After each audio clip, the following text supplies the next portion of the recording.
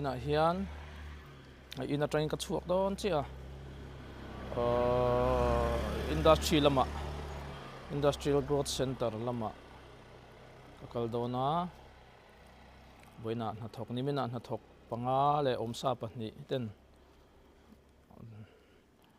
na an thọc ka turmeric processing February thata kan tran chho do na chumi ta na imbo sai na tur chu na ti ro na tur te kan siam do na chumi chungchang chu voina hian ron tilang le don ni ina tang kan chuak don che ani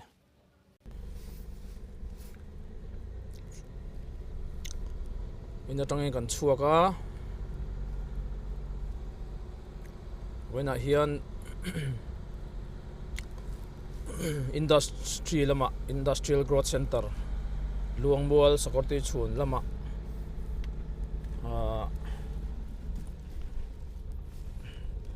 Tathar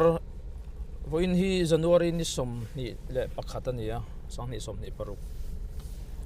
Tathar February tang hian ayeng song bol na tran kan tuma chumi ta na imbo sai na tur chuan nimin lama tangin ati ro na tur mun ma ve kan boi pui tana tiang chuan voin lama te po hei kan zukal le don ani ya kan hun man dan te kan ha tho te karon tilang le don ani ina tangin ka chuak chi a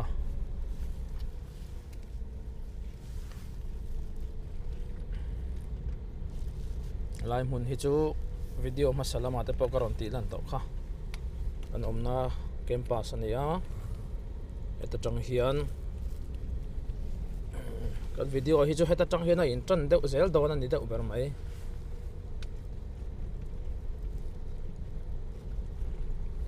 kalkong tlang puite kalkong an ha tho dan sang sang te po voina hian ron ti lan ka tum don ani ka video ma sa po ka soi to a tuna kan na industry ka din tran atang hian abul tran atanga a hmun ma po la boi pui ma a hmun ma song bol tran tira tanga video ka lo la lo ta kha ein chi le no view mai tia kan malak dan sang han ti lana nakina en le thei tur te kan document da that tur lo siam te kha ka pai thin lawa ka tai mak na hian atlin lo thina chu wang chon ka ui ang reng khop mai ka lo da thalo kha ti hian ka tangin karon siam chhodon ne video po hi aizol view ania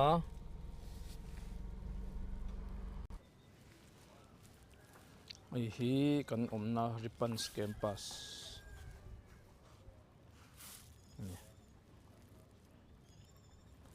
Ripans campus atangin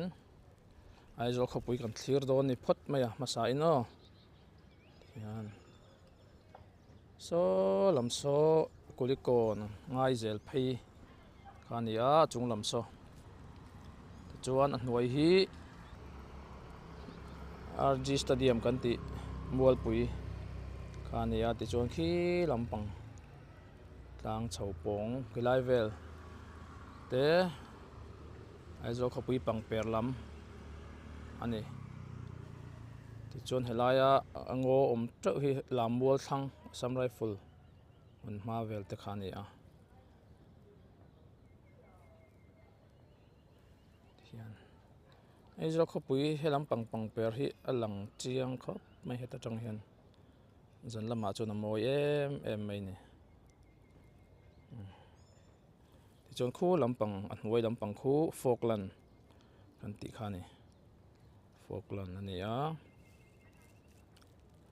ku lai khu hola park kan ti Falkland Park vel kha ania chuan achung lam dewa mi so song so YRC KTP tena kan boi pui em thin education center Falkland mi kha ania an sa zo to a mai man te pon mang na savio to ni hi aizol khopui pang per lam pang ani zan lama chu na moi khop mai hela hi khó thlir hiền mi eng mà ra thiên ông kal thin ani mà khá chuan kong hi thalo khop mai a kong khuar te pothole kan tiang chi te tam em hei tun na chuan an mar dum su to mai ni lai vel te po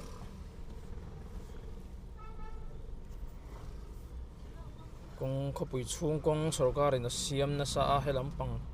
po hei siam na sa khop mai a mun tin mai a kong pui siam that na sarkar in thok me ka thal chung ngai a schedule pui lai te siam that atuma bei ngor viau mai a chhun le zana leiwa thak ten an siama tlan pon nuam to khop mai zema bo kon veng kan thling thla a traffic alo jam hal ti der mai pui chunga hi chuan traffic jam hi turu thina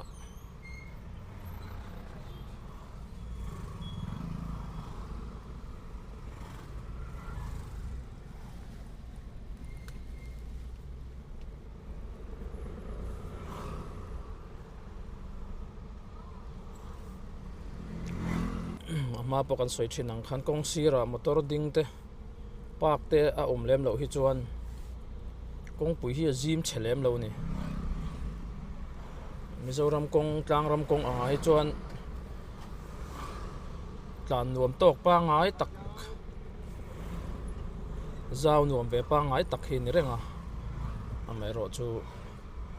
kong sira te motor ding tama park ten tam hi chuan kong lo che pa traffic te motor jam hi tam em mai ni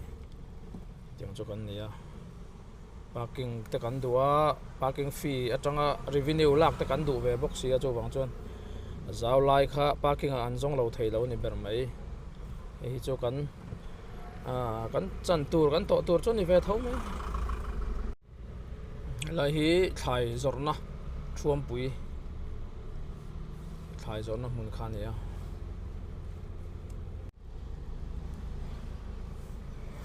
thuam pui thlai zawrh na hmun theira avel zawrh na hmun kha ania tian thuam pui bazar kan lut phei le dawn che ani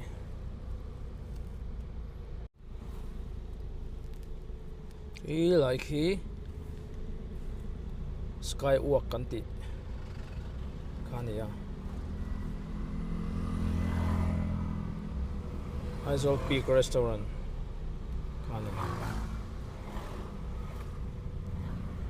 chuan thuam pui phei a tlan phei zel a hei kong po zau nuam khop mai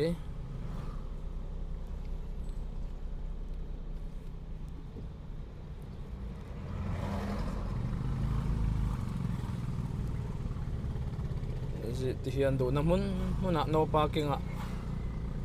park khat vek mai thin box sia chu wang chuan kong pui hi zau thei lo ni kan ti to kha ti na nuaya kan tlan phei zela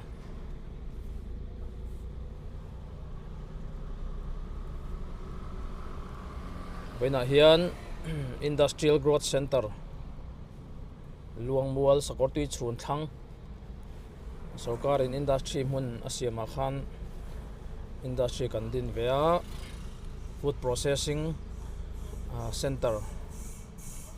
din vea aieng le so thing song bon na hmun ani deuh ber mai a aieng lampang hi keima hian ka buai pui a Mizoram a hian aieng buai pui tulian hian lem lawa chuan chuan keima hi alian deuh ber kan iwang hian kumina po hian sarkar in aieng le so thing kan leyang anti te po aieng hi ka kut a hian a deuh road thi ni mai a chuwang chuan a process na tur mun ma sing sak te ngaya phawro na tur electric current te mu mal lawa fura duangin ti rote harsa a electric ringot chuan current bill te electric bill te san thina wangin electric dryer ringota ma han la tur chong kan tlin don lawa kan hriat awangin a thei anga tam sun dry ati kan tum do na chumi in bua sei na chu nimina tang khan kan tran to a voin lama chun zom do na eco friendly dewin tun sun dry kan ti na tur po hi ti kan tum mau mang vakin akangin siam kan tuma idea hi mu mal lo thina chu wang chuan ngai tu na sang te kan sen nuwa low cost aman tlom sen sautlem boxi tha boxi air circulation thei tur boxi a ngai tu na sen kha ngai ti khan thei to pin ngai tu na te kan senga tlom ber tur si tha ber tur si ka ngai in ma kan han la chho chin don ni ya enge an don ni sun dry ni boxi Mizoram chu thal chung rei lawa tharu asur te kan ne chu wang chuan thil ti ro nak lama hian har sat na lian pui hi kan tok hrim hrema thlai eng po ni ro se a ro ati ro na lama hian chumeni wang chuan thal chung rei lo te hi sun dry ni zu ni hmanga ni a phau ro dan technology thar tha ru asur po a hul tha boxi ka tiang kha ngai tu hi angaya chutiang ril ru pu chuan ma kan han la chho don ani ya ni thum ni level ni sa kan han phawanga duk mi alo turin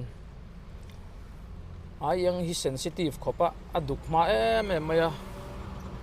ruwa ten sur lekte daina tlak lekte ni sa an han phawa a phawna puan ne na inchunga an han hnuk luta an han tuam rengot te hian zan khathil thuwa hian arong hi moi lawa duk man vek thina chutiang khopa sensitive chunia ayang anti hi mitam takin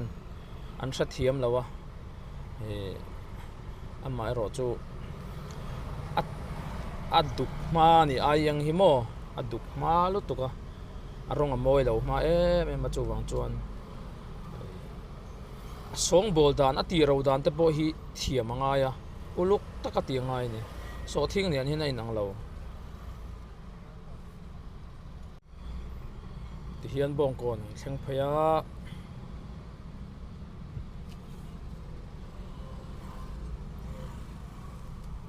motor lo tam le ta hle mai tu na hian dar kwale chan ve jing dar kwale chan ve ya traffic jam chho le tran don ni bong kon chu antik lai po hian jam lo la hi nei lo junction atam sia mun tin mun tanga kal du vek kan nia du tlang lam te bong kon jema bok lam te chal tlang lam ram hlun sai rang lam kal tur tiang zong kha heta lu thom na ani miao wangin jam hi lo thei lo ni sai rang road bong kon sai rang road thleng tha ela mi chu kong clear thin sim tlailam ani lo chuan tlailam motor lian lu lai te ani hian a boi thla do thaka chuwang chuan jing lam le chhun lama hi chuan a clear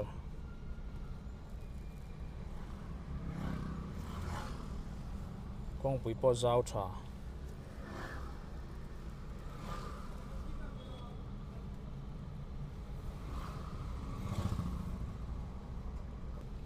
ei Luangmual plaza thar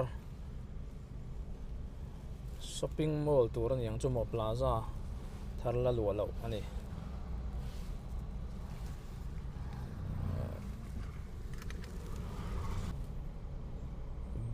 bong ko na tangin eden thar thleng thla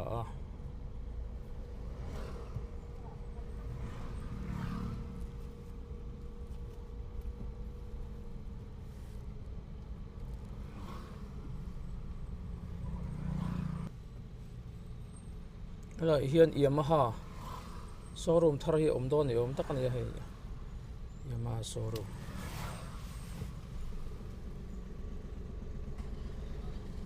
lai mun hi eden thar hi GIG arena Maruti Suzuki arena kan ti kha tun ma HB motors kan ti thin om na lai kha ni Maruti Suzuki car rang zorna ai voina hian lo clear to the point industrial growth center antia commerce and industries department ina industry hmun nei Mizoram a chuna lian ber ania zuang tui lama te po industrial estate te po oma amaro chu industrial growth center kan ti te leng terama industry hmun te po anaya amaro chu tuna function me ka chuan tuna IGC kan ti industrial growth center hi industry hmun lian ber alania chemical kawng shelo tan pon voi tuna kan video hi bong kon lampang atanga kal chuan helam temple lam atanga kal pon ni thawang chu tianga chuan chu tiang IGC kal kawng shelo tan kal na tur in ko hmuna ni pa formin kan ron tilang zel don ani IGC ten ti mai thina industrial growth center ti ani a lampum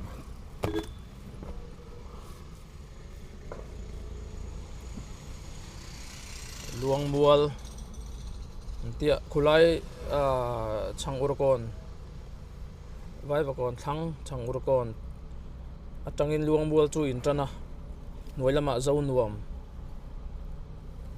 chunglampang kong chunglampang khaluangmual ti nia chuan Luangmual chon hoilama Luangmual veng thang ti te om le a ti khan zo nuam te khalai Luangmual motia ron kal sual hin om thina amaro chu ku lai sakor tui chun central jail le sakor tui chun in kar a pen thak veilama pen thakin industry ram chu ni a Luangmual an ti na chan hinga tinge Luangmual an ti sakor tui chun an ti lo central jail an ti lo jail veng ten ti lo ti te po zo na tam taka om thina ka hriat dan chuan tun ma in lal lai tangin tam thril lal le Luangmual lal hi khulai khuanan ina a huam chin ani a chu lo chu lal ram dang kha a om blem lawa tuna industrial growth center kan ti Luangmual te po Luangmual lal ram chin ani a chona chaklama tam thril lal huam chin kha om le a khulai khu Luangmual ram chin ani awang khan tun thlang khuan Luangmual ram ti khalani ta a chumi wang choni pas na te po Luangmual village council VC ina apek atun matanga Luangmual VC noya ram laum khani ya chu wang chuan Luangmual ti khalani ya tam takhin an thiam lo deuh thin yo mani azuk thlang box ya sakor ti chun mong da ya te lo bok nen ngatinge Luangmual an ti te khani ya tun matanga Luangmual lal ram Luangmual ram huam chung ni wang khan Luangmual ti kha alani hian helam hi sai rang kong aya ti chon vai vakon lama hian kan chawanga hian vai vakon kan po chhaw don ani vai vakon ko na tangin Luangmual lam kan tia chu kan peng thato don ni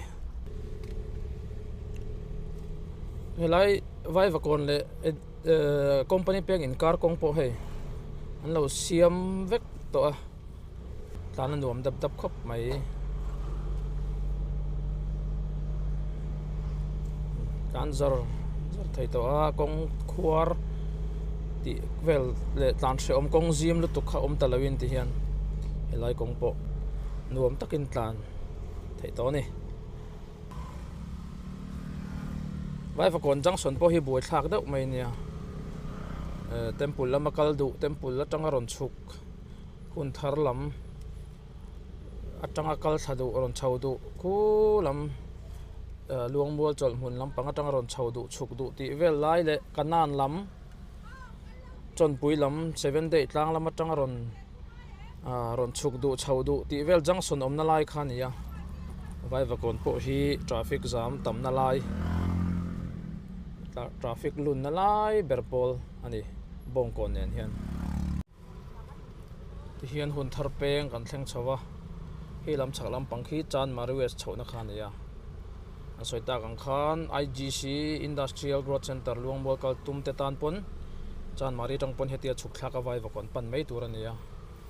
hun thar lama changa chhotan pon tian vai vakon kan chuk thla nga vai vakon atangin zo hnuaya kal do ni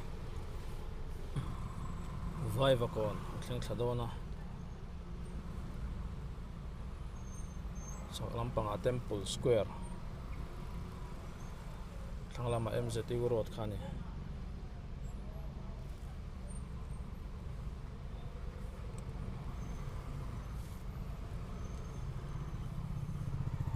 vai vakon junction drive vakon traffic point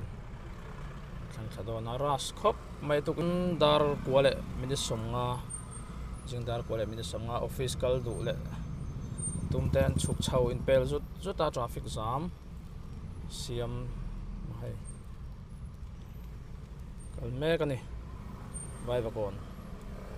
hian vai vakon bazar ania chunglam pangkhi kanan le chon pui kalna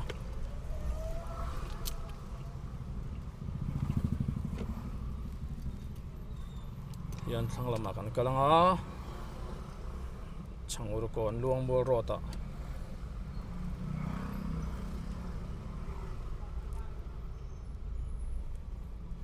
milai peng khi veilam peng khi zotlang pan chho na kha ani yan voina ya industry lama kan kal dona akal kong shalo tam takan om theya akal kong in ko hu pa in yan video kan siam thazel don ni ten vai vakon zone huai lama kan kalanga changur kon lama tangina kal theya ma pon an kalakhi ta Luangmual la veng chunga lu chawin chol hmuna Luangmual biakin bula lu thlain chol hmuna chuk khak theya ti chuan he ta zo nuam lama tangin kongkual lama akal thei boka amai ro chu shortcut zone huai lama kong an hong to a ma kha chuan leimin awangte PHE pipe a chia wangte khan rei tak akum don kal thei lawin an khara tun hai chuan an hong to a chuwang chuan a kong nai lama zo nuai lama hian kan kalanga ro paya boka chol hmuna kan chuak phayanga chuan ram rekon lam kan pan thladon ani la hi zo nuai peng khania la hi mana in chim na vai vakona in chim na Luangmual kong thlenga ping khania zo nuai peng ani chuan so lam so chang ur kon pan na Luangmual pan na nia ni chu zo nuai lama ti hian kan chuk thladon ani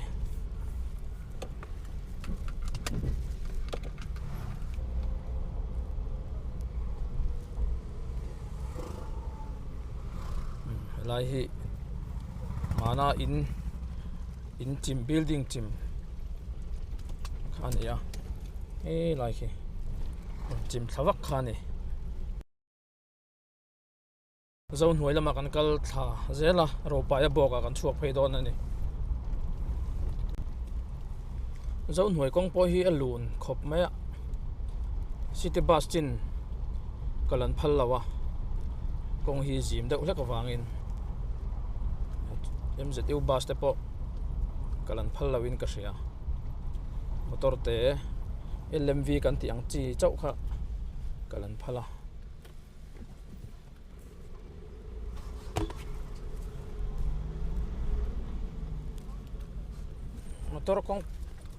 motor kong puya hian cement tein chocolate top zel mai boka mizoram hi chu boi thlak ve khop mai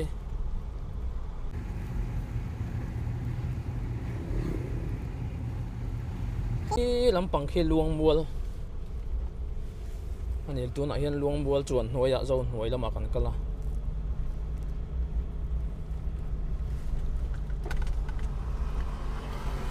chuan khu lampang hnuai lama khuan Luangmual kong kha omani Luangmual road mo khu lam khu Luangmual kong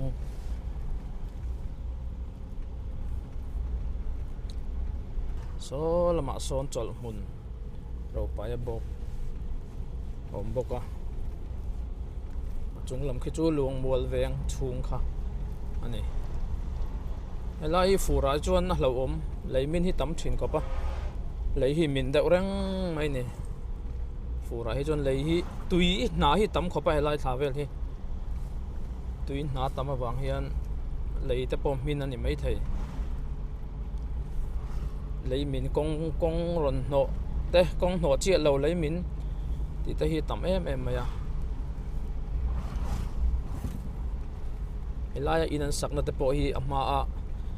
lấy min in an no na mun kha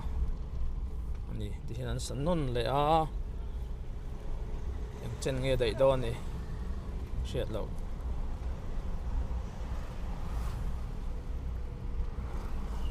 yan kal zelanga ro paya boka chol mun akan chuak phei don ani kilai khi Luangmual lam atang ron chuk thana zel kha main road khania ro paya bok junction lai kan thleng he lam hi zonuam Luangmual lam atang ron chuk na khania yan Kidron Valley chol mun Kidron Valley mo e doctor biak mo ya in khani chuan khilai chunglam khi Mizoram Home Guard mun pui khani headquarter mo Mizoram Home Guard headquarters khania kal zelang e chol mun bazar chuan khilai kan ma mi khi ko ran thiang lim ho mun pui Solomona temple kan ti pan na kha helai hi ni hi Solomona temple pan na khilai lok hi ni ya kong atang hi chona lang thei che lawa thlang lok khu ni kol tha ze lang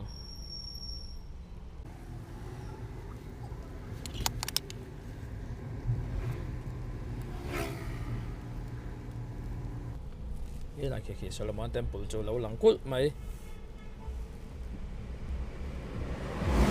được tụ ôm và con cua lai overtake để ngao chú Dendarium bên này ý là khi Solomona temple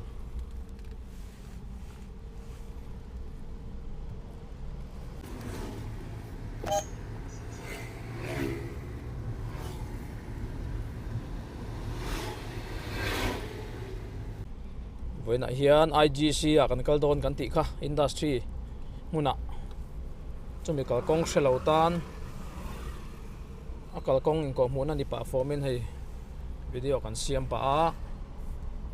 với nãy hiền cho muốn cần bel thắt trẻ pa tùy vào mít cần lụt trẻ pa này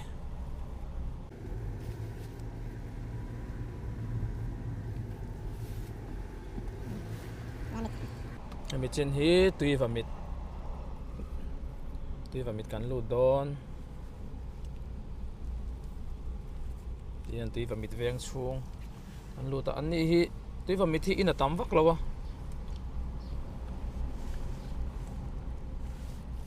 lại công dung pay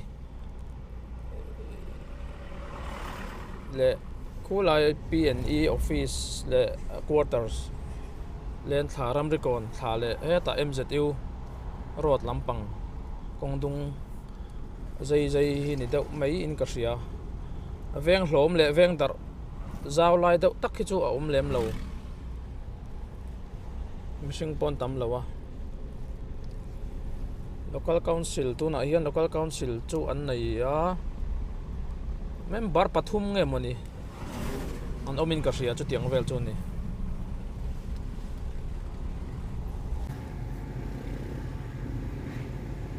lai hi substation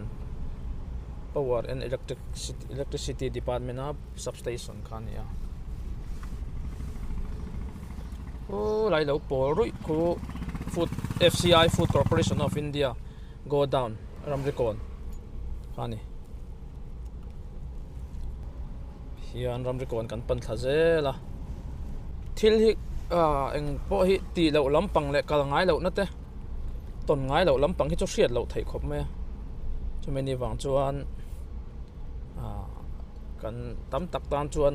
kan hriat bel hlei hlui ni ma sela lakal ngai lo le la hre lo tan chuan thil thar khan ni zela chu wang chuan với nè bộ hiền industry kal na kong IGC kal na kong shelo te tan hiền anh silpa anh mấy ram rekon kan thleng tre pa solai so Power Grid Corporation of India Power Grid hmun pui vairam phai lama tanga electric kan lak lu na a kan substation lian berani phai lama tanga electric eng lak lu zong zong ka ta hin ron lut khom heta tang hin sem dar le thina ni ama ka chon nip ko atang khan an thina nip ko ten ti thina ma se tu na jom Power Grid Corporation of India ti khan ya ram rekon kan thleng ram rekon kan thlenga ram rekon po he nuam zau nuam tok kham hel hi MZ Road khan ya jong kai ni chu MZ Road lama kal lawin helama Central Zel veng sakoti chhun lama kan kal don ani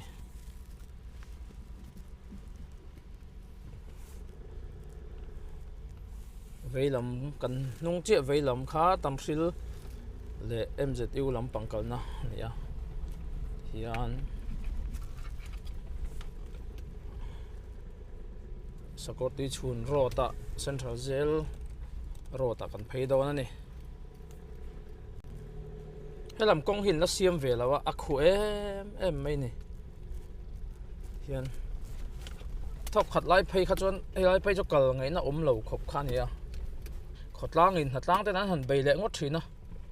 em chona zia ta dewa amai ro chu ai metal ro tala ni lawan la siam lo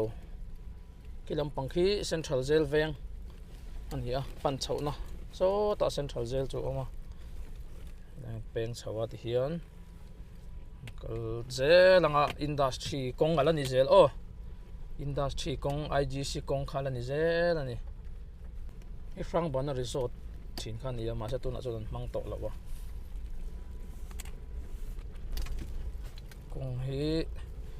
la siam that lawa ni a akhu em a kala la shom viau mai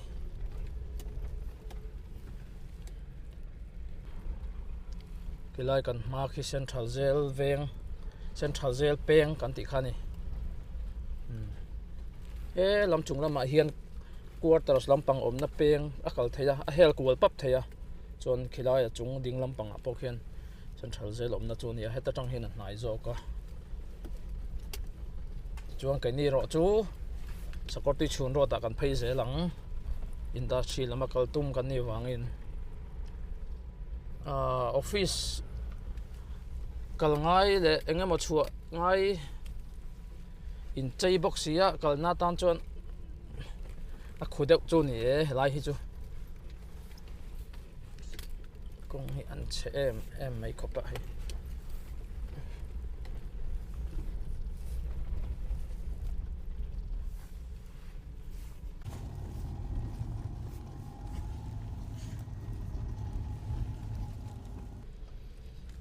kong sir om de tan pona shom ngotang tun lai chu an la siam box si lawa a khu box si ya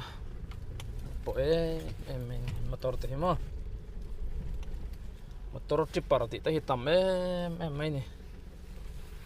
makve deuh chu kuari om na hi lung om na lung le lung lak na hmun lung noi te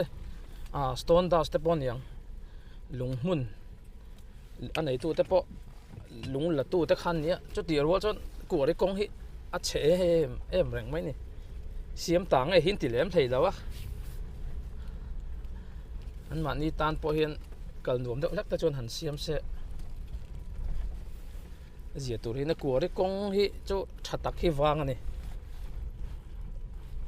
lung phur reng rora phur reng an yak full lot in an kala chuan kong hi a tha thei tak lo ani hian zi ngal kon kan thleng phaya ram ri kon na tangin sakoti chhun rota so lama son sakoti chhun kal kong kha om ta a ti hian kai ni chu solai lo ka son kan peng don ani industry kong IGC Industrial Growth Center kong ding lampang a khian sakor tui chhun kalna kha oma chong kai ni ro chu thian tian signboard sang in tar ani ai peng thadon ani kai ni chu kong hi ti hi ni siam chho me ka amai ro chu siam hi chak vak klawa a thok tu an tlem bok kan yang kon chon hei nala kan ti side drain te po an siam chhowa kong khoi takaro he chu hei lat ti hlei thei lo chu ni ma khop mai mi hring thok tu an tlem thok tu tlem wang he ni mai ti hian na thenin an lo ti khon khuan siama IGC kalkong shelo IGC kan ti po hian IGC ram chung le apia lama te po hian resort mo vok te landmark te khatiang resort picnic spot kha om nuala picnic spot kalkong ten tia than chuan khatiang kal du te po kha hemia a hian kal tlang vek ngai wangin a kalkong shelo kan lo om theya hian chuk thazel don ani tlem chun lo siam ve chan to a kong hi kal lei thei lo khop khana chachina hei tuna chuan road roller te pon no da a no mar me ka na thok tu tlem a zong an oma yan a ruarem lo lai an no maranga chunga boulder pha in black topping an tumani nge fura dia koi em a kum engam bazat kha kal thei loin industry owner association ten cheng sang ni sang thum te thok khom in ti khan lo far wain kan han no mar thina ase re de thei lo tlan an tam box sia kan soi to ang khan kuari kong ania kuari nei an tama ni tin trip engam zat kha balu stone dust kan ti te rora te lung cubic boulder tiang chi thiar chuak reng kha trip engam baza thini khatan vai sia chuwang chuan kong hi tlo tak thei lo ani that takin num hlarin siam te se industry nei tu te tan hian se om to mai kan tur rai to a an motor pona dei seng lo ni a thase a thareng thei lo ni wai tau ri le bur mai thina yen kal lo thei si lo kal nge ngai si pum pel thei si lo kha ni thina ting vel chu industry nei tu te hian kan tur ani then chu ei tur siam na hmun te nia then chu oxygen te brick siam na hmun te tin plastic tuizem siam na hmun te ti khan chi sang industry a hian kan oma chuan chun kong hi khusia ei tur siam tan phei chuan kan ei tur te po ngai tu omani chu tiang vel chu ni kong tha hi kan mamo kan industry hmun pui ber kong he tiang ani reng chuan ma son hi hardon sarkar po inangai poi mo deuh hi ngai ni sarkar na hi wang tela unemployment problem hi kan nga tela kum tin bi master rual an chuak a na tho tur om si lawa chuwang chuan kan Mizoram in nga na tur hi chu industry hi ani lo thei lawa anei masa le alo ti masa te ho kalkong hetiang hi ni chuan industry nei je du te tan pon beidon thak viau thei ni chuwang chuan akong hi thapot mai sa tui le eng hi thabok sela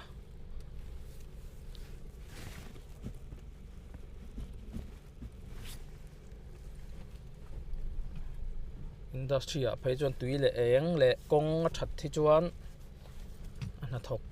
te tan chuan kha ba ka hlu kha om lo ani dur em mai lấy cái hay khóc phải cho pil móc thấy nè hay là phải cho hay in chơi khảo chi po này rồi của ri tầm em mà công si ra nên anh rập lâu thấy xí là vợ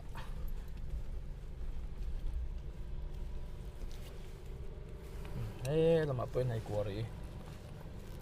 mà chuan số ta po son mà alang lâu là mà bốc hiền khi anh tar chau cho hết ta trong cho nó một thấy đâu của ri lung her na mun khi là mà bốc hiền anh là khi là in tar chau Trâu mày tiền side drain po mu mal thei lo hay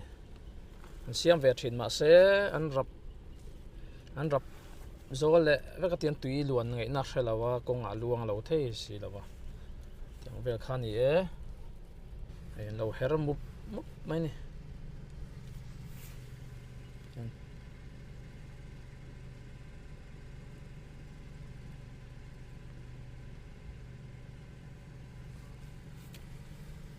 Kulai khu industry cho kan lu don ni industrial growth center main gate a picnic spot kalkong ten tia hrelotan industry kalkong ten tia hrelotan kalkong ani ko mu pa ani e chon hela hi 10 mil omna thin khani ku ta tlong mong mo re kai tlong mong kalze la tanga tuian om pam chhauna 10 mil kha helai hian ron pam house a oma ta hian ron chuak chho ma sabera heta tang hian tui khu atlang lama pam chho ta thina ni chuan kaini omna lai hi solai 10 mil omna thin thlang lok so keima ni industry mun chu ni ya amero chu 10 mil pam house chunga khan lun phal lo wangin kong dang kan siala kan hel don ani he ro mai tamang renga khu lai khu leng te ngal chom kan ti vel lai kha akina chiang zo kin kanon tilangang alan thei chuan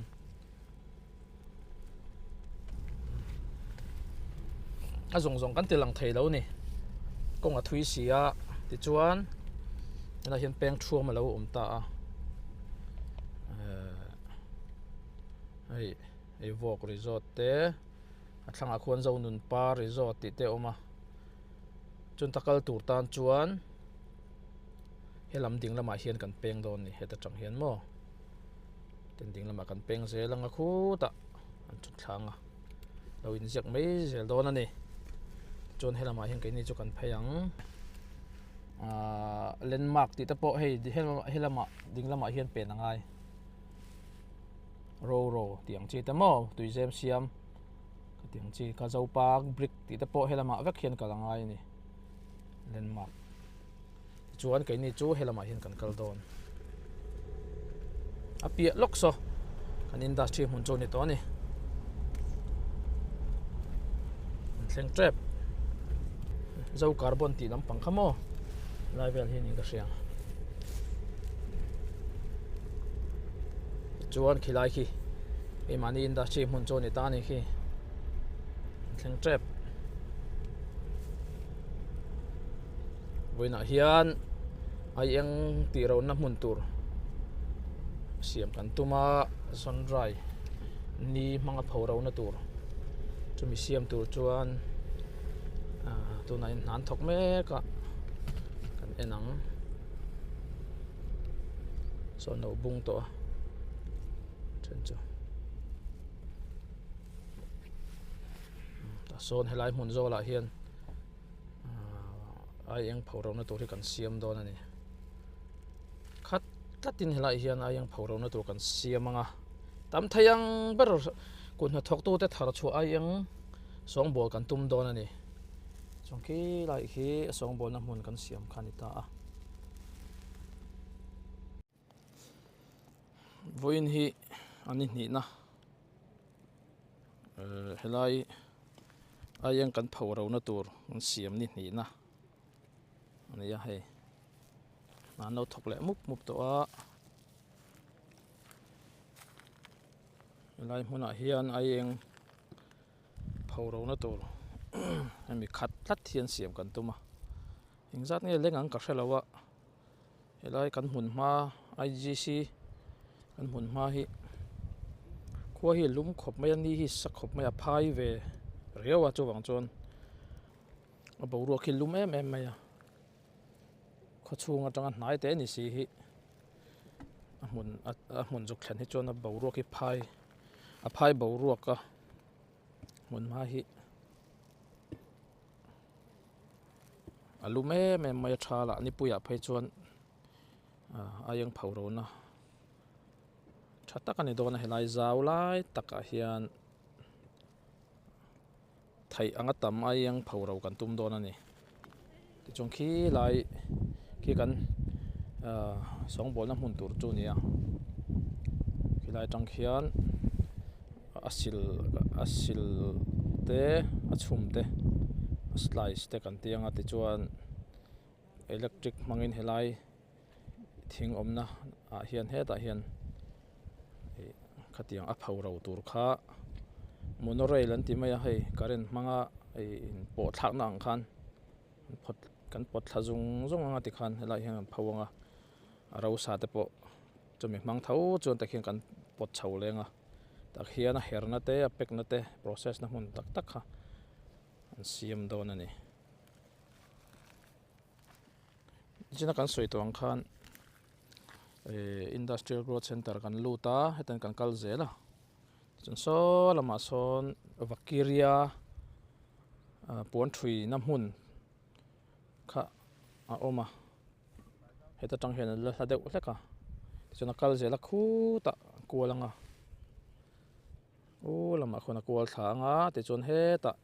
ni china landmark kan ti te ka tiang ho i ron pen thakal kual vek theini amero chu avakual deuh hleka hela hi industrial growth center IGC Luangmual sakotui chhun thlang ami kan ti khani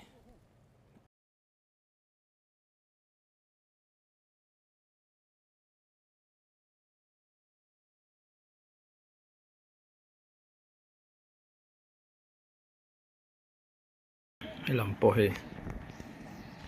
ado zol na tur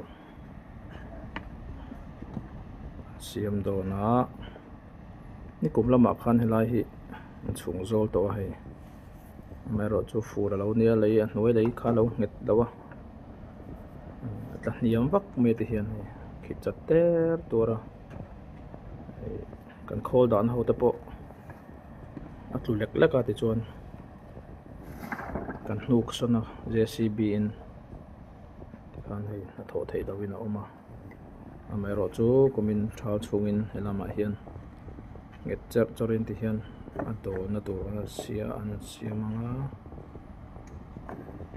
ni kuma kan chhun te ka cha tep tep ane in cheruk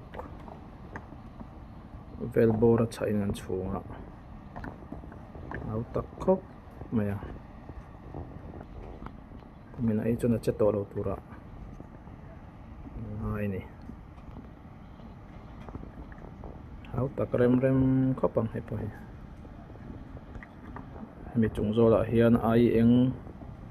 quintal enga mo sat khata hian da khom kan du sia chumi ni wang chuan hi arin omangai ni mi thlang hian do langa hian ni to viawang omero chu hau tak don ni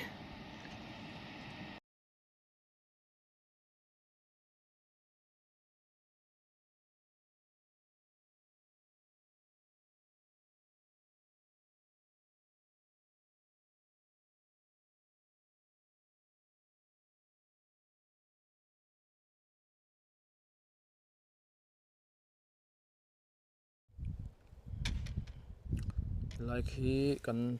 industry khania e achaka khian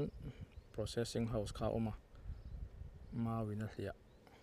lang thei che lawa heta tang hi chuan hi quarters ania an hnuai khi na thok tu ho omna ata na kan ti nia chung khi keimani anei tu te omna tana kan room han ania hnuaiah khi chuan go down te le la thop tu omna ani chuan a chhakah khian kawtzawl zau deuh awma tunan siam mek ania kuminah hian ai emaw zat leitumin kan in ruam han mek a hei kan ni hnih na eco friendly deuhin phoro na hi siam kan tum ani mawin tha boxi man tlawm boxi in siam kan tuma so kan hmuang sawn fit hnih le chan ve vel a kangin kan siam anga hei hi midang pon an la siam awm hi ka hrelawa idea kan nei dan tha nia ka hriat kan apply dawn ani helai hian kawtzawl hian silpolin te phah duai la te chu tiang chun aro hmang ol samang ti kha ngai dan om theia amai ro chu hei ruah sur te tha ruah sur te kan nei awangin chu tiang chuan ruah te ro sur thut sha tuina chim theia tin vaivut khu tha thli te chu na em thin hi chhuna po vaivut sem leng thei le bol hlo sang te tin ran nung ka tiang chi ina ti bol hlo thei ani awang khan thiang hlim lo ani chumi ni wang chuan helai hian fit ni le chan ve fit thum vel boring kan ti kanga ti chuan a chunga dap kan phanga dap chunga chuan shade net ong ang chi kha kan pha lenga chuta chuan ai eng kha kan pho don ani ai eng hi sensitive em awangin aduk ma em a engemaw moisture hnong boruak hnong le khatiang hlek ka te khan aduk thuai maya dai tla tiang chi ru nan hlek te hi a ho em mai ni chu wang chuan a rong mawi taka chhuat theina tur chuan uluk taka song bolanga ni chu tiang ani wang chuan sotia kan han ti kan sawn a hnuai lama boruak lum le boruak hrim hrim a chuak dawna a chhuat a hnuai lampang kha a ong dawna wangin boruak kha circulation air circulation kha a om reng dawn ani a chung lama ngemaw poina han khu po ni ila aduk ve dawn lo ani boruak lum lutuk uap lutuk kha a hnuai lama chuak anga ti khan hnuai lam boruak khan a ron chem dai reng dawna khatiang ani theina tur khan idea thadeuh kan neia chu tuna hin kan han apply dawn ni kan han ti chin dawn ani ti chuan hei hau tak dawn khop maya elai zawl tuk maya hian thei anga tam kha ti ro kan tuma kan siam anga ati thei tokin chuan khi lai processing house atang khian electric mangin an sil sa kha chhum tur ania chhum zoa chan som chan mo slice chumi slice chu he lai thing omna vela tang hian kholin ten ron chuk thanga chun hela hian kan pho dawn ani an pho ro sa po ti hian helai han khol bokin ten an pot chho le anga chu tiang chuan ruam man na kan siama kumena hina tam thei ang bar ai ang hi phoro kan tuma process kan tuma hemi hmuna hian ninga nili ninga vel ai ang kan phawanga ni sa ti chuan a ro chiang lo te mo la ro du thu sama la ro lo te om kha khita processing house a khian electric dryer lian pui pali kan neia chuta chuan a finishing na turin kan du thu sama ro khan kan lo ur le anga darkar nga velte ti chuan du thu sama tha thiang hlim khan lo chuak tonga kan her to mai don ani e khor rengot chuan electric man te tawa hau take matin leihnem kan tum sia tam taka kan ti ro man lawng ti kan hlawa thal chhung kan chu ati hian phoro na tur kan siam dona kan omna hmun hi industrial growth center Luangmual sakortui chhun mong lampang ami kha ani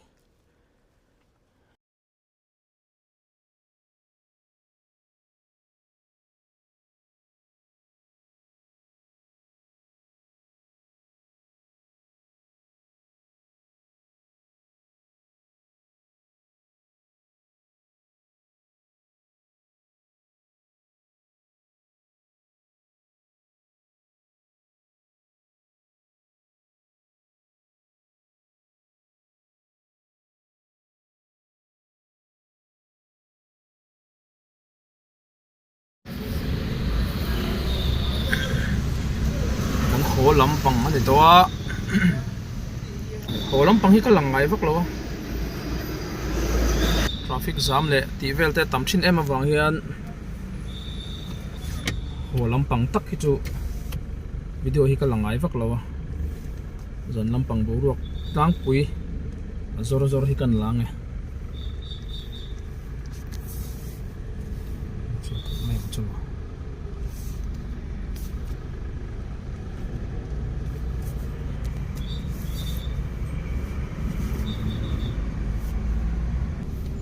lai bong kon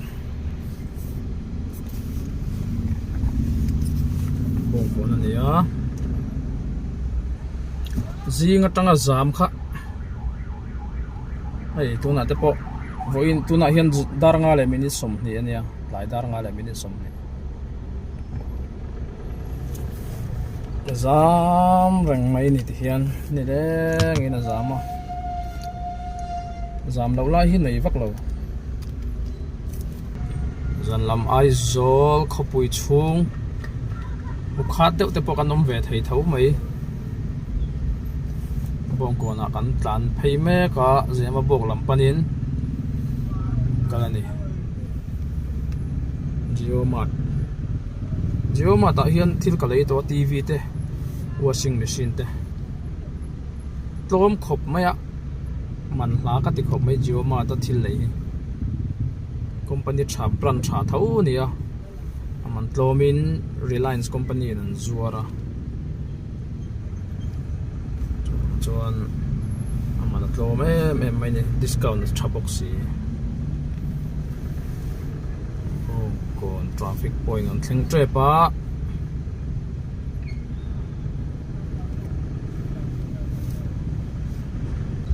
kamai ka keng kalek chuak lawa kai te ka da dei me chu wang chuan ka oi chu hriat thei thawang chu mo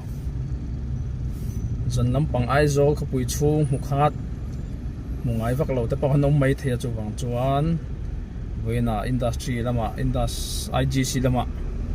na kan juk thoka kan juk kola kan hola mani e darnga le minute som ni nia lai darnga le minute som ni ho kong ani e lam khi bong kon kong chung lampang mo ami khani chuan helai hi Vishal Mega Mart Vishal Mart mo Vishal Mart khani a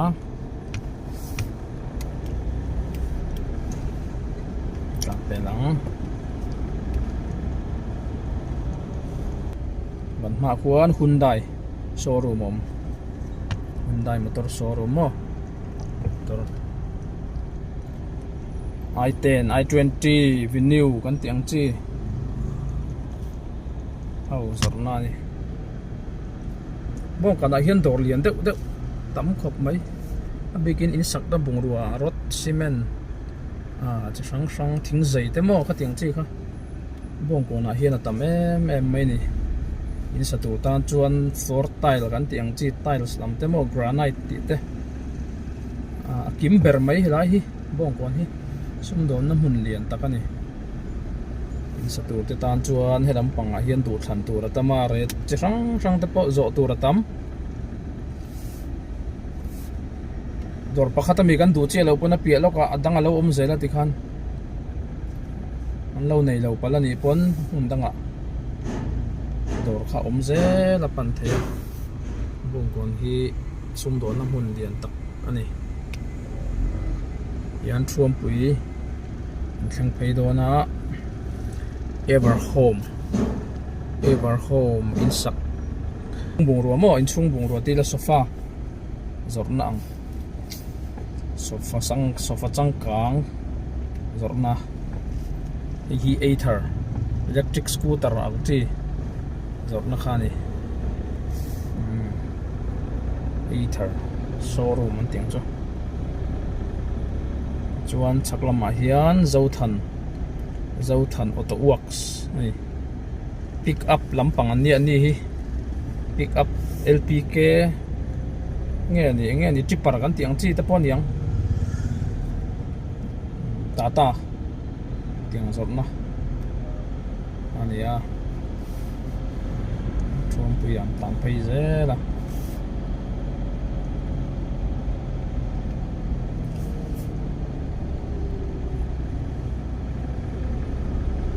lấy Nexa motor showroom mo Nexa motor changkang ho Nexa hi motor hi nal thei khop mai tun lai mil tak tak hian siama an shal pon shal ne mani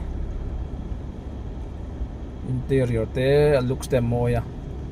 chunglam khi hi helipad chompui helipad khani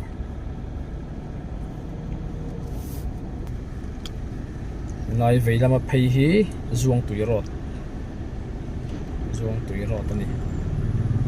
mo so ta sele si thlengena chuak phaya si phir lam kal du tan pon verticale sa chuak tlanga si phir lam kal du tan pon zuang tui tang hina kal phei thei vek ani muthi kong ani bok muthi kal kong phei ni a zuang tui rot phaya khan yan chuampui luta chuampui bazar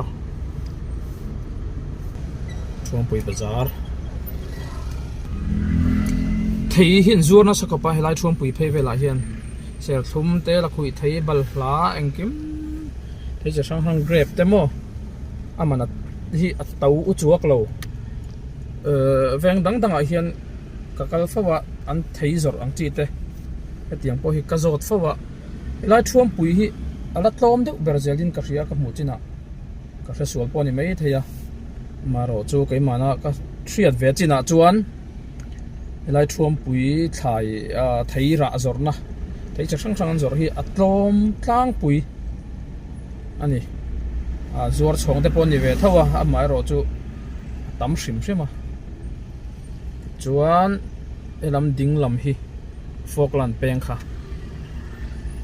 peng kha ni a ini chu zema boglama kan kalang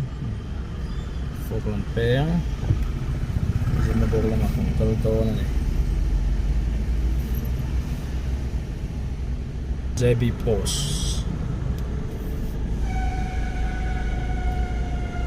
zema bokan luta hian zema bok kon veng kan thlenga kon veng atang hian kai ni chu tlang veng lai lama kan chhonga tlang venga hi ta zo ko sanga kan sar hospital a chuan kai mani om na kan lu to na ni so lam lian veng an tia el road ten tia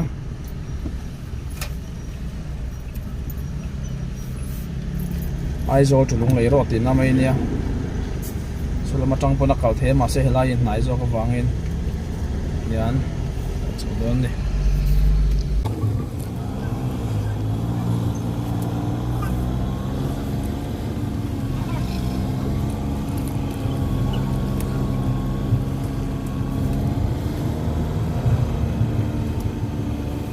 Zema bok deng lai an lo chawang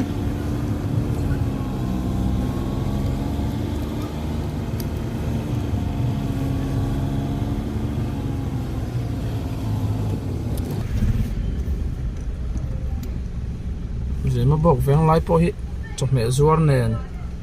motor pak na tur poi omu mal lo ni thai zuar ti te kong hi che ve khop mai kong zim tak kong che chung po hian motor ta hi hei pak le top zela oi thla khop mai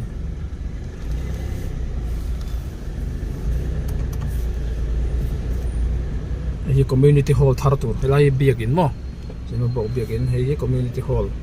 saklai me kan hi lian thadon khop mai hei zema bok zo khasang beng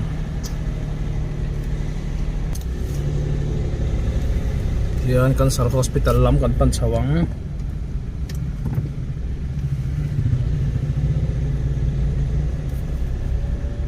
lai hi kan sar khwal bu kan ti thin kha ani kan sar khwal bu ti nia an nuaya khuan hospice antia dam kan sar na tuar nan na zual to enkol ngai bik khatiang chi te enkol na ni spice la hi Mizoram State Cancer Institute lo takhi la khi khemo an khaina thin te khani so lai so hospital big atharan sakhani a Cancer Institute ta son khum enga mazat oma cancer na natuar enkol na ani Ripans campus kan omna kan thleng don ani Ripans quarters kan oma yan Ripans campus ani ai et Ripans campus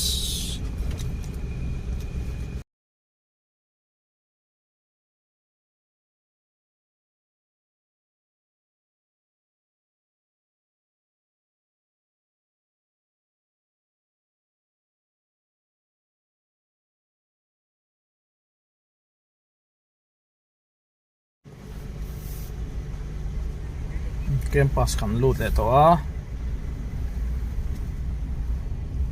campus si zau nuam em a thing lian pui bo ruak ti dai thei kha hei hian a hmun ma hi anuama aveng a omna lam hi aizola tangin avala deuh hlek na a campus chunga hi chon bo ruak hin nuam em mai ni kong puya zau tha a fai boka hi hostel thar an la luat chi lo general hostel turan yan sa zau to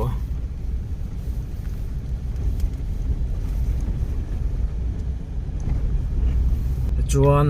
helai kan hma hian OMA Zema Bog branch Zubili Park oma chunzan hian na lun em mai ni hi lai khian a zola khian zo zau deuh thun an nuam tok om boka so lama son Zema Bog Luangmual number 2 oma ni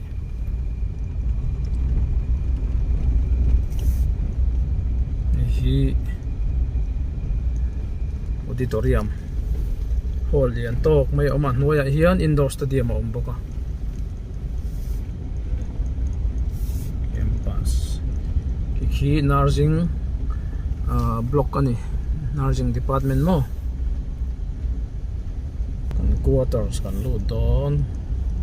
ke mani omna chu hemi building a hian building hi ke mani omna ve quarters ani chana thlang a hian a awm bawk a ku ta khu na awm bawk a hi girls hostel 2 ani kual ru yati hian zau nuam lian tak ani chuan hei girls hostel 2 nia khi girls hostel 1 ani el shape ani ki mo so lama lian to ko la awm bawk khu staff quarter an sak thar nia nam dang in an lua veka kulai ko chumi zo luan om lo aron thok thar ho in an lua an la lua khat lo deuin ka hria noi lama ba khon chhong thum chhong level la om mi hi type 1 building ania mi zo in an lua khat vek thunga chuan hi type 2 quarters hi ke mani omna quarters khani mun ma hi nuam zana chuan hei bo ruak te nuam em mai ni faya mun ma zau tha ha dam thlak em mai ni